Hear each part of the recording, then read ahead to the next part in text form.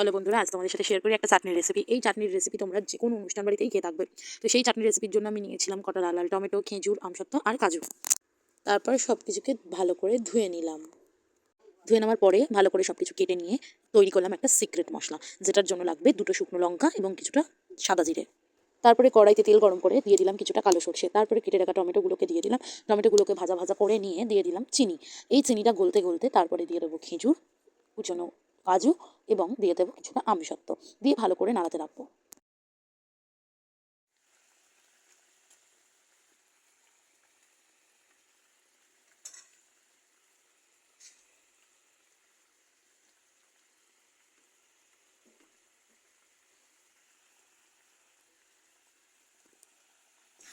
খানিকক্ষণ রান্না করার পর তার মধ্যে দিয়ে দেবো একটু সামান্য লেবুর রস।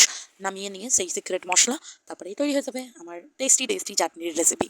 আর এই চাটনি আমি ভাতের পাতে খেতে খুবই পছন্দ করি। তোমরা কে কে পছন্দ করো অবশ্যই কমেন্ট করে জানিও। Thank you.